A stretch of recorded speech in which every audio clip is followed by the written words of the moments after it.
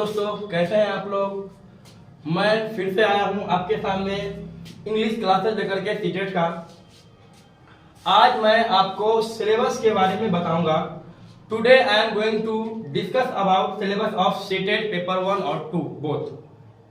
आज हम लोग दोनों पेपर के बारे में चर्चा करेंगे कि पेपर 1 में लैंग्वेज इंग्लिश में हमको क्या पढ़ना है और पेपर 2 में क्या पढ़ना है। हालांकि कोई ज्यादा डिफरेंस नहीं है, दोनों पेपर में सेम है, लेकिन आज हम लोग जो सिलेबस के बारे में चर्चा करने जा रहे हैं वो सीटेट के पेपर 1 और 2 दोनों के लिए एकदम सिमिलर है। तो चलिए अब हम देखते हैं आगे। उससे पहले मैं आपको एक क्वेट बनाना चाहता हूं। देखिए एक क्वेट बहुत अच्छी सा क्वेट लिखा हुआ है यहाँ पे, उसमें जरा सा देखते हैं इसको क्या लिखा हुआ है। ये लिखा हुआ है mistakes are prove that you are trying. It means what, कि ये कहना चाह रहा है कि अगर आप इंसान हो तो निश्चित रूप से आपसे गलतियां होगी, और अगर गलतियां होगी तो इसका अर्थ यह है कि आप जरूर कोशिश कर रहे हैं। सफलता एक दिन में तो नहीं मिलती, लेकिन एक दिन जरूर मिलती है।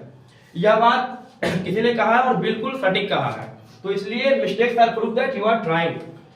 कोशिश यह बता रही है कि आप अगर सॉरी गलती आप बता रही है कि आप कोशिश कर रहे हो। अब हम लोग चलिए आगे हम लोग डिस्कस करते हैं सिलेबस के बारे में। ये आपका पेपर 1 और 2 बोथ सिलेबस है लैंग्वेज का। या तो आप पेपर 1 में इंग्लिश रखे या पेपर 2 में इंग्लिश रखे, इससे कोई डिफरेंस नहीं है, लेकिन बस यही सिलेबस है आपका। 30 नंबर का लैंग्वेज पेपर होता है, चाहे आप वो हिंदी ले लो, इंग्लिश ले लो या संस्कृत ले लो, जो भी ले लो। तो अगर हम इंग्लिश लेते हैं तो 30 नंबर का यहां भी है, और 30 नंबर में इसको 2 भागों में बांटा गया है। इसे 2 भाग में बांटा गया है और 15-15 का बांटा गया है। इट मींस 15 और 15 इंटू 15 30। अब हम देखेंगे कि लैंग्वेज 1 हो या 2 हो, जो भी हो सकता है, इसमें ऐसा नहीं कि लैंग्वेज 1 ही होगा, कोई भी हो सकता है। इसमें हम लोग देखेंगे कि 15 मार्क्स के लिए जो हमको पढ़ना है वो क्या पढ़ना है। तो सबसे पहले यहां हम देखिए, यहां है कंप्रीहेंशन। बहुत 9, 10, 11, 12 में भी हम पढ़ते आते हैं कंप्रीहेंशन, चाहे वह किसी भी लैंग्वेज सब्जेक्ट में हो, कंप्रीहेंशन तो निश्चित रूप से ही होता है। तो कंप्रीहेंशन हमको पढ़ना है 15 नंबर का। यह 15 नंबर में कंप्रीहेंशन में ग्रामर पोर्शन भी आपका आएगा, और इस ग्रामर पोर्शन में क्या क्या आएगा, तो जो हम ऑलरेडी पढ़ चुके रहते हैं एकेडमिक में, वहां यहां भी हमें पढ़ना है। 15 नंबर के लिए आप देखिए कि इसमें reading unseen passages, 2 passages on prose और drama and 1 poem with questions on comprehension. लगभग इसमें 2 कम से कम मिलेंगे कंप्रीहेंशन, जिसको हम लोग हिंदी में बोलते हैं अपठित गद्यांश। अपठित गद्यांश जो है वो आपको 2 रहेंगे। उसके बाद interference, grammar and verbal ability, यानी आपकी जो बोलने की योग्यता है उस पर भी हम लोग चर्चा करेंगे। इसमें आपका जो व्याकरण है, ग्रामर है, उस पर भी हम चर्चा करेंगे। उसके बाद देखिए प्रोज पैसेजेस में बी लिटरेरी, साइंटिफिक, नैरेटिव और डिस्कर्सिव। उसके बाद क्या रहा है प्रोज पैसेज। हम लोग प्रोज और पोएट्री जानते ही हैं, तो प्रोज पैसेज के बारे में भी चर्चा करेंगे हम लोग यहाँ पे। तो 15 नंबर में आपको यही पढ़ना है, जिसमें आपको मैं नेक्स्ट क्लास में समझाऊंगा और बताऊंगा यहाँ पर एग्जांपल्स के साथ कि कंप्रीहेंशन को हम कैसे बनाते हैं। हालांकि कंप्रीहेंशन देखने में लगता है कि बहुत इजी है, इजीली इसका आंसर निकल जाएगा, लेकिन ऐसा होता नहीं है। इसमें थोड़ा सा साइकोलॉजिकल माइंड अप्लाई करना पड़ता है इसको आंसर को निकालने के लिए।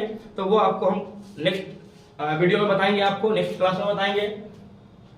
नेक्स्ट हम लोग देखते हैं कि पेडागॉजी ऑफ लैंग्वेज डेवलपमेंट, जो 15 नंबर का है, नेक्स्ट वो क्या है, वो है pedagogy of language development. Language development का मतलब होता है भाषा विकास, और भाषा विकास का शिक्षा शास्त्र। हम लोग जो पढ़ेंगे अब 15 नंबर का, उसमें पढ़ेंगे भाषा विकास का शिक्षा शास्त्र। उसमें हम लोग जानेंगे सबसे पहले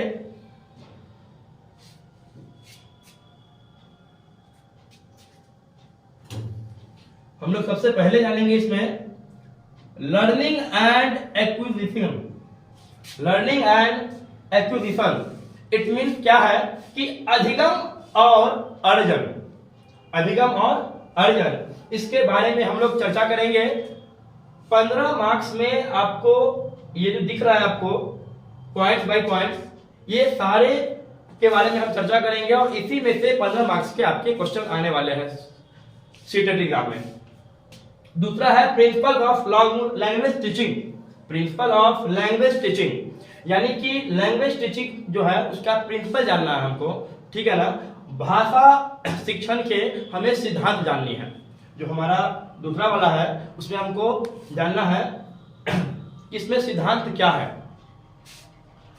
उसके बाद देखिए रोल ऑफ लिसनिंग, जो भूमिका होती है सुनने की, स्पीकिंग बोलने की, एंड फंक्शन एज लैंग्वेज, और कार्य क्या होता है भाषा का हमारे जीवन में, and how children use it, और बच्चे इसे कैसे प्रयोग करते हैं एज अ टूल, एक औजार के रूप में बच्चे इसे कैसे प्रयोग करते हैं कि ताकि आप बच्चों को उस तरह से बता सके उस भाषा के बारे में ताकि बच्चे को किसी भी तरह का ग्रामेटिकल एरर ना हो पाए।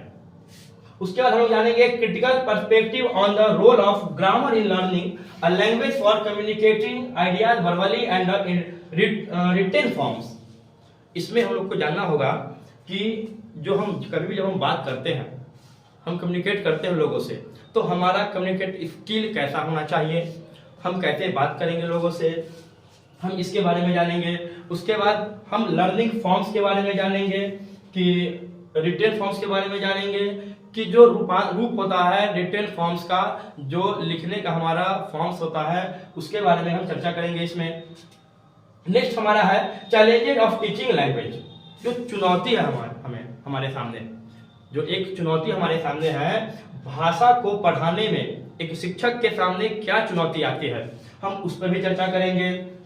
इन अ डाइवर्स क्लासरूम, विविध क्लासरूमों में, विविध वर्गों में हम यह जानेंगे कि किस तरह भाषा को पढ़ाया जाए, बच्चों के बीच रखा जाए, बताया जाए। उसके बाद है लैंग्वेज डिफिकल्टी, यानी कि भाषा में कठिनाई, जो कठिनाइयां होती है भाषा में, हम उसके बारे में भी चर्चा करेंगे, लैंग्वेज डिफिकल्टीज। उसके बाद एरर्स एंड डिसऑर्डर, उसके बाद हम लोग कुछ एरर्स और डिसऑर्डर के बारे में भी चर्चा करेंगे नेक्स्ट। चलिए आगे हम लोग देखते हैं evaluating languages comprehension and proficiency speaking, listening, reading and writing. जो मूल्यांकन होता है, जब हम मूल्यांकन करते हैं किसी भी कॉम्प्रिहेंशन का, तो उसमें बोलना, लिखना और पढ़ना, इसका काफी एक इंपॉर्टेंस होता है, तो इसके बारे में भी हम क्लास में चर्चा करेंगे नेक्स्ट। और जो सबसे हमारा नीचे है वो टीचिंग लर्निंग मटेरियल, जिसमें आपको टेक्स्ट बुक, उसके बाद multimedia material, multilingual resource of the classroom. एक शिक्षक को क्लासरूम में कौन कौन से रिसोर्स चाहिए, संसाधन चाहिए, जिससे उसे काफी हद तक बच्चों को पढ़ाने में आसान हो और वो अपने बातों को बच्चों के सामने इस तरह रखे ताकि सारे बच्चे उसको अच्छी तरह से समझ सके, जान सके। और जो सबसे हमारा लास्ट है वो है रिमेडियल टीचिंग। रिमेडियल टीचिंग आपको पता होगा, रिमेडियल टीचिंग क्या होता है। रिमेडियल टीचिंग के बारे में हम लोग जानेंगे। तो इसमें वैसे बच्चे जिनको हो सकता है कि क्लास में वर्ग में कुछ समझ में ना आया हो, तो वैसे बच्चों को सिलेक्ट करके अलग से भी क्लास दिया जाता है, that is called remedial classes. तो हम लोग रिमेडियल टीचिंग के बारे में हम लोग पढ़ेंगे। अब ये आपका सिलेबस है इंग्लिश का, और अगर आपका इंग्लिश का ग्रामर पोर्शन हो या फिर लिटरेचर पोर्शन हो, अगर वो काफी हद तक वीक है, तो मैं कोशिश करूंगा कि उसे एकदम से जीरो से स्टार्ट करूं। और मैं आपको विश्वास दिलाता हूं कि I will make you zero from hero, मैं आपको जीरो से हीरो बनाऊंगा। लेकिन हम लोग जो चर्चा करेंगे अपने नेक्स्ट क्लास में, वो कंप्रीहेंशन, जो सबसे लैंग्वेज पेपर में हमको जानना है, सबसे पहला कंप्रीहेंशन, वो कंप्रीहेंशन के बारे में हम लोग चर्चा करेंगे। और कंप्रीहेंशन का एग्जाम्पल बताएंगे आपको कि इसको हम सॉल्व कैसे करते हैं। और सॉल्व करना बड़ी बात नहीं है बच्चों, सबसे बड़ी बात है कि टाइम मैनेज कैसे करना है एग्जामिनेशन हॉल में। हमें एग्जामिनेशन हॉल में टाइम मैनेज कैसे करना है, क्योंकि एक तो एक कंप्रीहेंशन में बड़ी बड़ी कहानी होती है, फिर उसको पढ़ो, फिर उसको समझो, और फिर उस पर से आधारित जो क्वेश्चन होंगे उसका आंसर उसमें सर्च करो, ढूंढो और फिर उसको लिखो। तो इसमें बहुत ज्यादा टाइम खाता है, बहुत ज्यादा टाइम लगता है इसमें। तो हमें सबसे पहले जानना है कि हम इसको ट्रिकी ढंग से पढ़ेंगे ताकि क्या हो जाए, ताकि हमारा टाइम जो है वह बच जाए, हमारा टाइम बचे। और ट्रिकी ढंग से पढ़ने से क्या होगा कि जो आपका ट्रिकी मेथड है इसमें जब हम पढ़ेंगे तो ऐसा जरूर है कि हमारा टाइम काफी हद तक मैनेज होगा और सेव भी होगा, और जो समय बचेगा हमको लैंग्वेज बनाने के बाद मेरे पास, उस समय को हम बाकी पेपर्स में दे सकते हैं। अगर पेपर 1 में है तो आपका मैथमेटिक्स भी होगा, जो मैथमेटिक्स लोगों के लिए थोड़ा सा तो होता ही है डिफिकल्ट, तो उसमें हम ज्यादा टाइम दें और उसको सॉल्व करें अच्छे से। इसके बाद हम ये भी देखेंगे कि जैसे कि आपका ग्रामर पोर्शन है, तो ग्रामर पोर्शन में कहां से हमको स्टार्ट करनी है, कैसे हमको स्टार्ट करनी है। ग्रामर में आपको कहां तक आपकी तैयारी हो चुकी है, हम ये भी देखेंगे। और तब उसके बाद फर्स्ट क्लास में मैं आपको कंप्रीहेंशन के बाद, फिर उसके बाद वाले क्लास में मैं आपको ग्रामर से स्टार्ट करूंगा। उसके बाद वर्बल एबिलिटी जो है उसके बारे में चर्चा हम लोग बाद में करेंगे, वर्बल एबिलिटी के बारे में। तो आज का दोस्त देख लो, यही आपका सिलेबस है और इसी सिलेबस को हमको कवर अप करना है पूरे सेशन में। तो आज के लिए इतना ही, goodbye and we meet you next video.